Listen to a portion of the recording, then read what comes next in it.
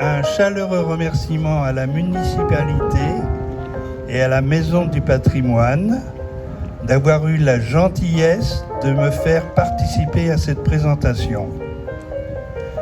Un tout particulier à mon amie Florence Andrieux, adjointe au maire, et à Madame Delphine Quinn, adjointe au patrimoine, pour leur accueil et bienveillance et leur support.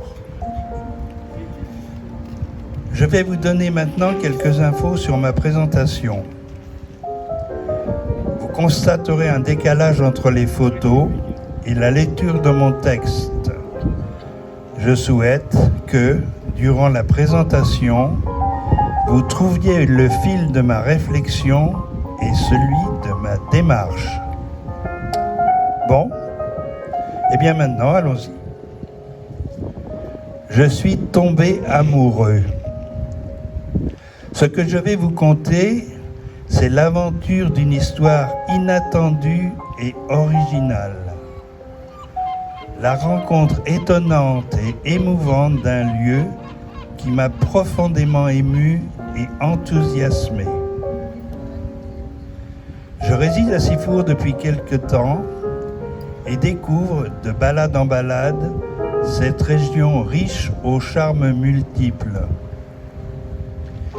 Des amis m'avaient chaudement recommandé d'aller visiter un site particulier, singulier, situé dans le prolongement du port du Brusque, face à l'île des Ambiers. Pourquoi pas? Bonne idée pour une nouvelle balade. Intrigué et curieux de nature, de bon matin, j'y suis allé dans l'espoir de découvrir ce que cachait ce fameux endroit dont on m'avait tant promis le charme et la nature particulière. Et j'étais conquis par l'inattendu, la vraie nature dans sa nudité, le charme du silence, la poésie et la simplicité des lieux. Vous le verrez, mon cœur poète s'est lentement éveillé au fil de la visite, jusqu'à transposer ma vision, m'ouvrir les yeux sur l'enchantement d'un autre monde. Et, presque à mon insu, dans une évocation devenue chimérique, je me suis construit ma propre histoire des lieux. Je suis tombé amoureux. Oui, réellement et follement amoureux de cette île. J'ai vécu des moments privilégiés dans leur intime. Et c'est de cela dont je vais vous faire maintenant la confidence. Voici l'histoire. C'était un jour de printemps ensoleillé. Étrangement, je devinais que ce n'était pas un soleil comme les autres. Il était complice d'une surprise qui m'attendait. Peu de circulation à cette heure matinale. J'ai longé le port du Brusque, suivi les fléchages, jusqu'au moment où la route s'arrêtait. J'ai garé ma voiture, heureux de vivre cette solitude. Au loin, j'ai distingué une silhouette de verdure qui s'étalait entre ciel et mer. C'était là. Le petit bout de route se terminait sur une passerelle. De l'autre côté du pont, une ravissante petite anse bordait des branches entremêlées d'un bois touffu. Je suis resté immobile et pensif quelques instants. Était-ce là que j'allais trouver l'Éden dont on m'avait fait tant d'éloges? Je devinais qu'en traversant la passerelle, le saut de puce allait me transporter loin des pollutions et de la foule bruyante. C'était peut-être cet endroit que je cherchais depuis des lustres.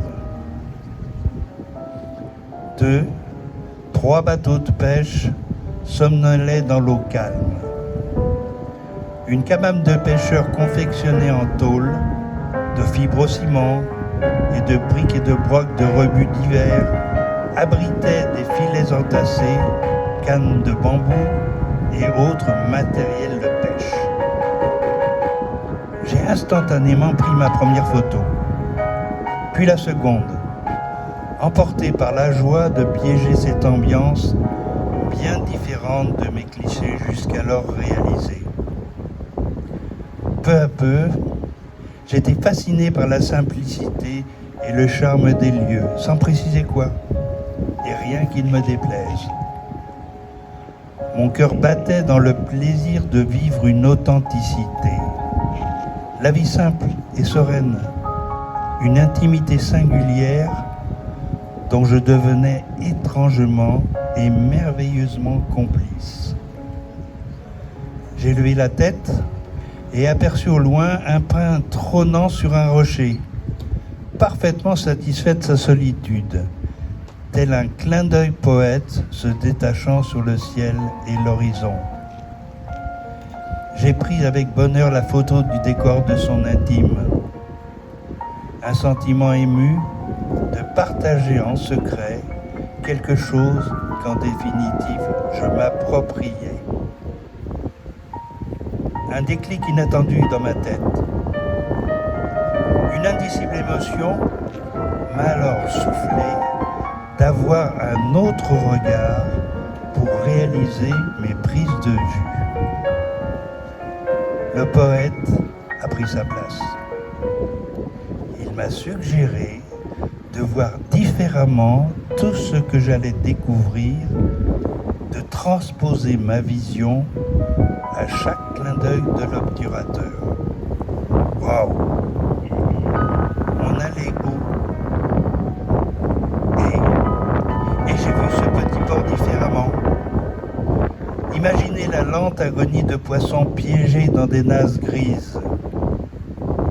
Découvert la vie des couleurs, de chênes rouillés qui se morfondaient, des nœuds marins, fiers de lier et tenir des cordages rouges, blancs, jaunes, des balises faites de bidons enchaînés, trop heureux de retrouver une nouvelle vie, des filets enliacés qui étaient tout à la fois robes d'amour au gré des courants et pièges sordides pour les poissons emprisonnés.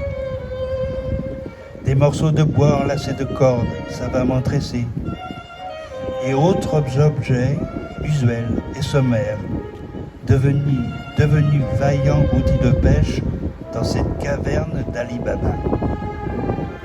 En bref, sans m'en rendre compte, je commençais à tisser la toile d'un tableau inconnu, dans l'intention de vouloir transcender mes clichés.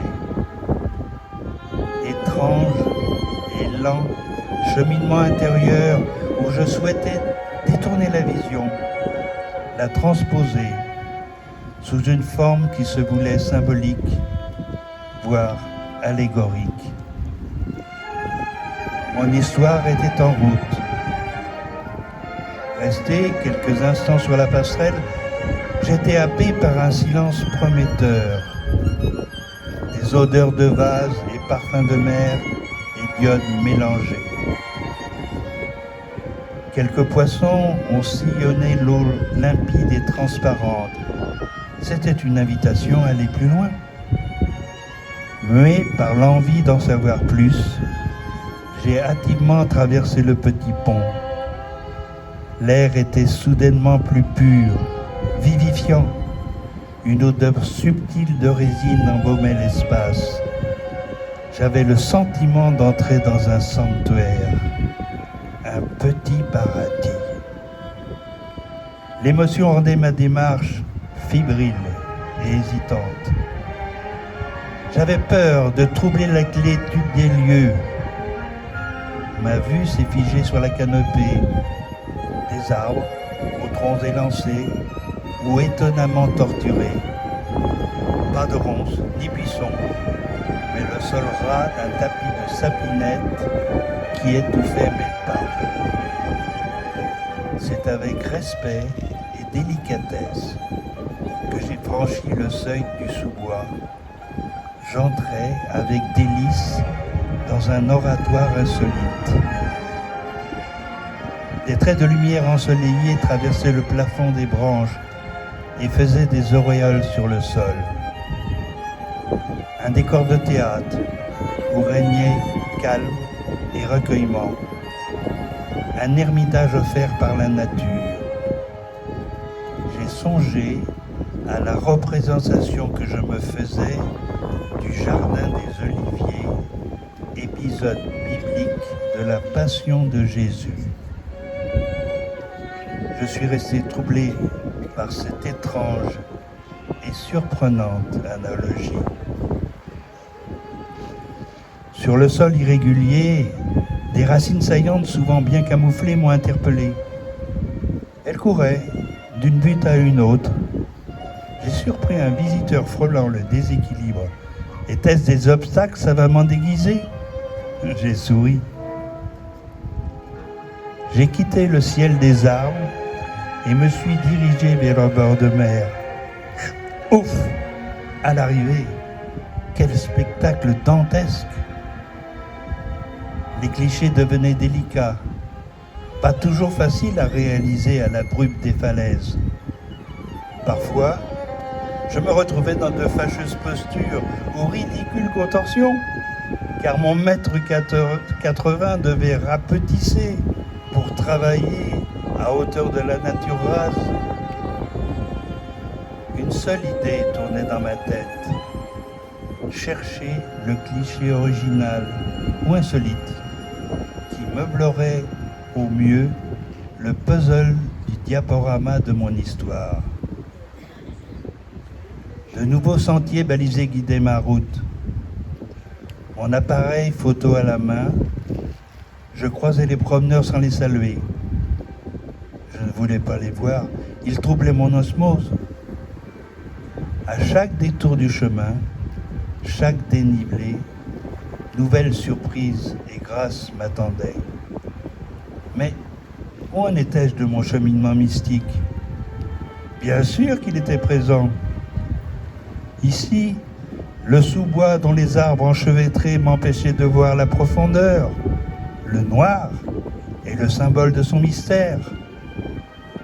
Là, ces rochers, vigies et vaillantes sentinelles découpant le ciel bleu de leur majestueuse couronne. C'était la protection, la force, la vie, le ciel, l'espace insondable et l'immensité de son mystère. Et ces ravissantes petites criques où l'eau tranquille venait mourir sur les galets, c'était la pureté, l'innocence, l'enfant. Quelle pure et délicieuse candeur anime le mystère du monde de l'enfance. Et la mer, c'est aussi la mère, notre maman, mère de nous tous, de notre existence, de nos joies, de nos tristesses. Cette mère, nourricière de nos vies, nourricière d'amour, au pluriel. Y a-t-il plus bel exemple de l'amour? Tout était bien là. Toutes ces photos exprimaient la scène silencieuse du théâtre de la nature dans l'hymne à la joie pour fêter la vie.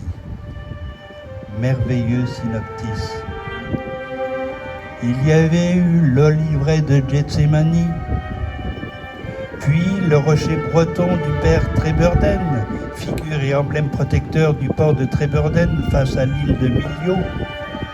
Quel monde allais-je cette fois découvrir? Le rocher de la Sentinelle de Port-Blanc? Le site du gouffre de Plougrestan sur la côte du Granit Rose? Pourquoi pas? Vous le savez, l'imagination est sans limite. Donc, dans toute nouvelle photo, allais-je retrouver l'angle de vue idéal pour magnifier, donner son âme au cliché et découvrir derrière le secret de son apparence sa réalité cachée.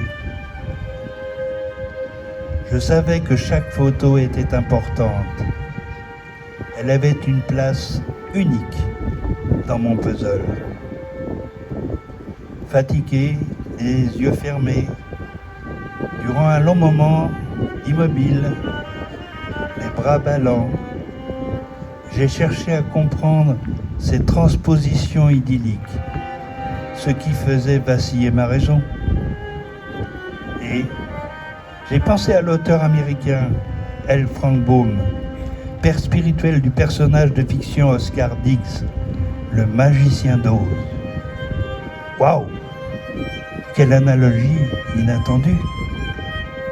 Oui, j'étais descendu de montgolfière et au fil de ma promenade, je découvrais sur l'île une nouvelle et extravagante palette du magicien. J'avais revisité les lieux et les avais transposés dans mon monde imaginaire et fantastique. Et l'enchanteur Merlin me guidait, métamorphosait ma vision dans l'enchantement de mon âme. Ma quête du Graal? Pourquoi pas?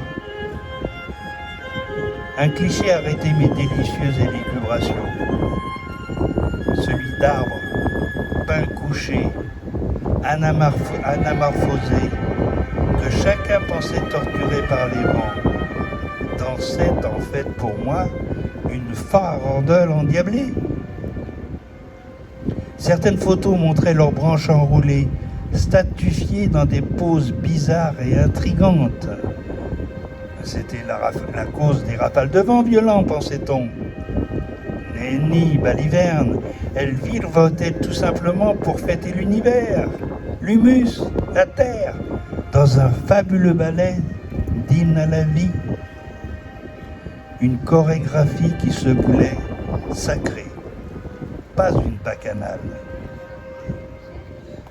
Tout comme les barrières de bois, censées baliser le chemin des promeneurs, était dans mon rêve éveillé la défense des sous-bois et de leur intimité. Et pourtant, les photos de piquets de barrières enlacés par des bouts de fil de fer laissaient à penser qu'il y avait eu tentative d'invasion et viol avorté. De loin, je voyais des pins. Certains faisaient la causette dans d'étranges postures. Derrière eux, des frondaisons secrètes et noires inspiraient la crainte. J'aurais aimé franchir ces barrières pour partager les secrets des futaies et découvrir ce que cachait leur profondeur. Écouter le murmure des fleurs, le bavardage coquin des oiseaux, d'autres instants plus intimes et peut-être divins. Mon objectif n'a saisi que le clin d'œil d'une fleur, une feuille découpant la lumière dans un contre-jour, la mer à travers les premiers plans de ramures emmêlées. Peu d'oiseaux traversaient l'air, et pourtant la seule grande place verdoyante à l'herbe rase aurait pu les rassembler. À quand la baguette magique de Merlin? Une très grande étendue était vide et déboisée, plombée par un soleil cuisant. Endroit bizarre et incohérent dans le décor de fête, tellement triste à voir que personne ne la traversait. Pourquoi cet outrage aux frondaisons et cette indécence qui ne s'expliquait pas? C'était certainement là que tard dans la nuit, les anges et les esprits se retrouvaient. Les démons et farfadets venaient les rejoindre. Plus tard, elfes, lucioles et lutins venaient virevolter sur les musiques d'Edward Grieg, Quatuor de Dvorak ou Dansongoise de Brahms. Hommage à la nuit. Lorsque le Gaou fermait ses portes, hop, en avant, c'était la fête. Mes pas étaient devenus plus lourds, harassé par la fatigue. Le jour tombait. Profond silence. Recueillement. Je suis revenu plusieurs jours d'affilée, insatiable de découvrir encore, en faisant et refaisant le tour de l'île, afin de compléter de lumières différentes mon roman d'amour avec la nature. Mon puzzle imaginaire était terminé. La nature est source de la vraie vie, de vraies valeurs. Quelle était la véritable raison de ce voyage étonnant? J'ai réfléchi sur le pourquoi de mon engouement. Mon enthousiasme était porteur de réflexions et de messages. En quelque sorte, un cheminement de conscience, puisqu'il m'a permis un rêve éveillé et une introspection salutaire. Certains riront de ma démarche et penseront à fabulation et divagation. C'est leur droit. J'accepte et je respecte. Dans mon cœur, cette page de tendresse est toujours ouverte. Des dizaines de photos racontent mon voyage. Si vous voulez, vous aussi, vivre des moments inoubliables dans ce temple baroque d'amour mélangé, vous ressourcer dans le silence et la poésie, peut-être redécouvrir le petit enfant qui sommeille toujours en vous. Alors, allez à l'île du Gaou, à 2 pas de Sifour-les-Plages. La meilleure récompense de cette balade, prendre l'air certes, et vous détendre, mais surtout, trouver la paix avec vous-même. Et vous la communiquerez à vos enfants, vos amis, des inconnus rencontrés dans la rue. Et vous le ferez, sans le savoir, dans un simple sourire. Grâce à vous, le monde sera plus beau. S'il vous plaît, ne voyez aucune prétention de ma part dans ce texte qui est avant tout dicté par l'amour de la vie et le regard attentif aux beautés que la nature nous offre. Merci pour votre écoute.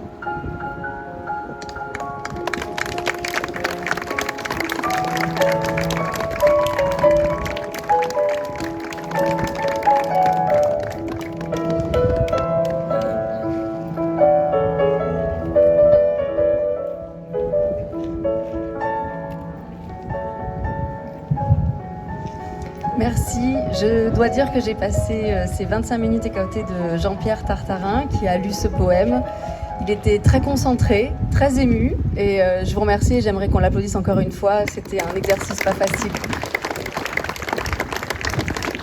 2 petites minutes, le temps qu'André s'installe et puis on passe à la deuxième partie de soirée. Sachez que Jean-Pierre Tartarin reste dans le coin. Le texte est disponible imprimé si jamais certains veulent l'avoir. Merci.